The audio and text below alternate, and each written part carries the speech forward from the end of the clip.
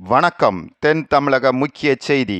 தமிழ்நாடு சட்டமன்ற பொதுத் தேர்தல் 2026 கன்னியாகுமரி சட்டமன்ற தொகுதிக்கு தமிழக படைப்பாளர் மக்கள் கட்சி சார்பில் ஸ்ரீ கிருஷ்ணகுமார் பூதபாண்டியில் கன்னியாகுமரி சட்டமன்ற தொகுதி தேர்தல் நடத்தும் அலுவலகத்தில் தேர்தல் நடத்தும் அலுவலர் புஷ்பாதேவி அவர்களிடம் வேட்புமனு தாக்கல் செய்தார். அதனை தொடர்ந்து செய்தியாளர் சந்திப்பில் என்னோட name Sri Krishnakumar, native place Theraikalputhur. நான் தமிழக படைப்பாளர் மக்கள் கட்சி அப்படிங்கிற ஒரு அங்கீகாரம் பெற்ற கட்சியோட ஒரு வேட்பாளராட்டு கன்னியாகுமரி தொகுதியில் பதிவு செய்யப்பட்ட கட்சியில் வேட்பாளராட்டு களமிறங்கியிருக்கேன். ஃபர்ஸ்ட் டைமு தமிழ்நாடு ஃபுல்லாக கிட்டத்தட்ட ஒரு 27 தொகுதியில் நிற்கிறோம். அதில் நானும் ஒரு வேட்பாளருங்கிறதுல பெருமிதம் கொள்கிறேன். கன்னியாகுமரி மாவட்டத்தில் எங்களது சின்னம் ட்ரில்லிங் மிஷின். கன்னியாகுமரி மாவட்டத்தில் நிற்கிறீங்கல்ல, ஜெயிச்சு வந்தீங்கன்னா கன்னியாகுமரி தொகுதிக்கு என்னென்னலாம் செய்வீங்க?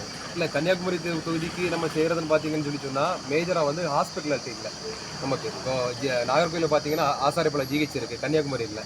முதல் பிளான் அதுவாக தான் இருக்கும்.